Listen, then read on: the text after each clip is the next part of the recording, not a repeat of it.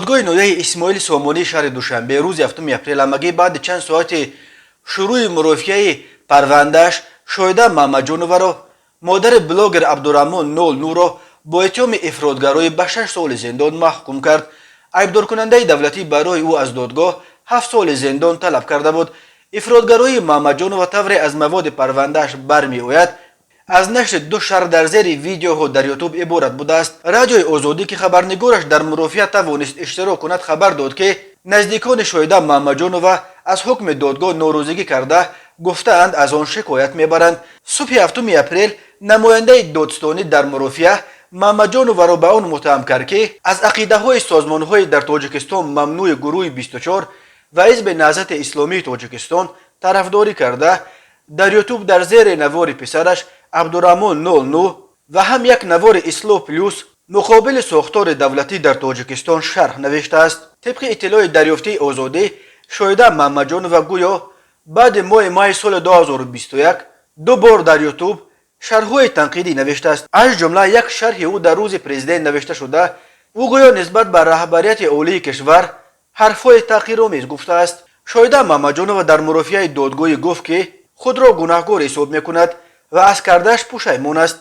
معلوم نیست که این اعتراف او اختیاری است یا زیر فشار. شایده محمد جانو گفت ماه ایون سال 2021 برادرش را که در یک قسم نظامی کار میکرد از کار برکنار کردند. نزدیکانش به محمد جانو گفتند که او را به خاطر خواهرزاده‌اش عبدالرحمن نو از کار راندند. او در دادگاه گفت وقتی به منزل مادرش آمد و احوال برادرش را دید خود را گناهکار حساب کرد. وی افزود در آغاز سال تحصیل 2021 وقتی دید که برادرش در خریدن لباس‌های مکتبی برای فرزندانش مشکلی دارد عصبانی شد و این 2 شرح را در یوتیوب نوشت. وکیل دفاع شایده محمد جانو از دادگاه خواست که با نظر داشت پشیمان بودن زیر حمایت او نسبتش جزاهای غیر حبسی تطبیق شود. دادرس بعد شنیدن نظر طرفها برای تهیه حکم به خانه مشورتی رفته است.